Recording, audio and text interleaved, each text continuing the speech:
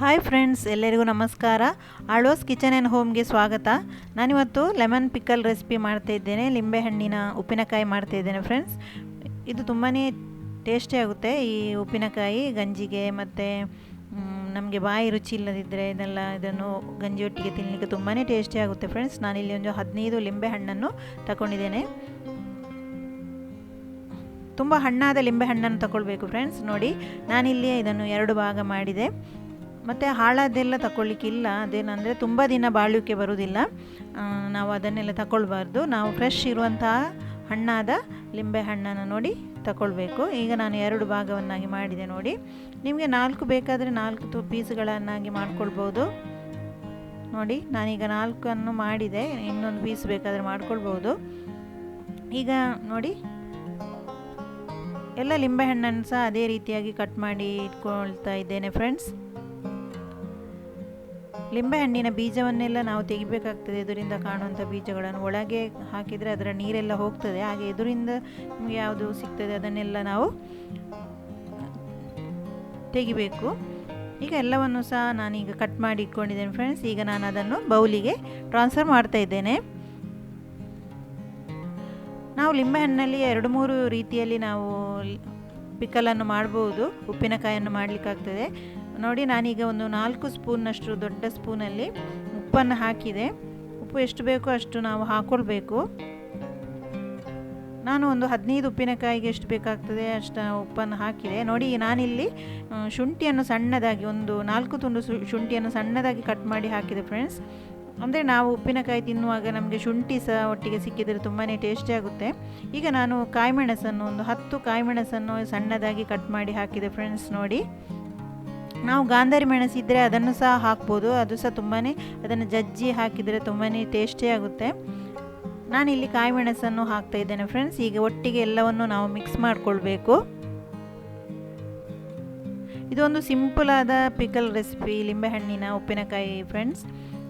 ನೋಡಿ, ಅದು ಎಲ್ಲ ಮಿಕ್ಸ್ ಆಯಿತು. ಈಗ ನಾನು ಒಂದು ಗಾಜಿನ ಬಾಟಲನ್ನು ತಗೊಂಡಿದ್ದೇನೆ. ಅದರಲ್ಲಿ ಈಗ ನಾನು ನೋಡಿ ಎಲ್ಲವನ್ನು ಹಾಕ್ತಾ ಇದ್ದೇನೆ. ಎಲ್ಲ ಪೀಸ್ಗಳನ್ನು ಅದರಲ್ಲಿ ಹಾಕ್ತಾ ಇದ್ದೇನೆ.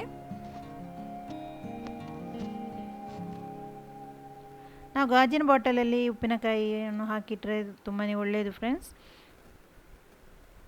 ನೋಡಿ, ಎಲ್ಲವನ್ನು ಸಹ ನಾನು ಹಾಕ್ತಾ ಇದ್ದೇನೆ. ನಾವು ಚಿಲ್ಲಿ ಪೌಡರನ್ನು ಹಾಕಿ ಸಹ ಮಾಡಲಿಕ್ಕಾಗ್ತದೆ ಇನ್ಸ್ಟಂಟಾಗಿ.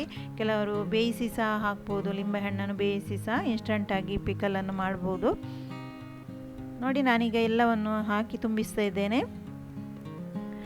ಇದು ಒಂದು 10 ದಿನ ಆದರೂ ನಾವು ಇದನ್ನು ಉಪ್ಪಲ್ಲಿ ಇಡಬೇಕಾಗ್ತದೆ ಈ ರೀತಿಯಾಗಿ ಮಾಡುವುದರಿಂದ ಫ್ರೆಂಡ್ಸ್. ನಮಗೆ ಜಾಸ್ತಿ ನೀರು ಬೇಕಾದರೆ ನಾವು ಉಪ್ಪಿ ನೀರನ್ನು ರೆಡಿ ಮಾಡಿ ಮತ್ತೆ ಒಂದು ವಾರ ಕಳೆದು ಅದರ ಮೇಲೆ ಹಾಕ್ಬೋದು. ನೀರು ಜಾಸ್ತಿ ಬೇಕಂತ ಅನಿಸಿದರೆ ನಮಗೆ. ನೋಡಿ, ಈಗ ಮುಚ್ಚಳ ಇಟ್ಟು ನಾನು ಒಂದು 10 ದಿನ ಹಾಗೆ ಇಡ್ತೇನೆ ಫ್ರೆಂಡ್ಸ್.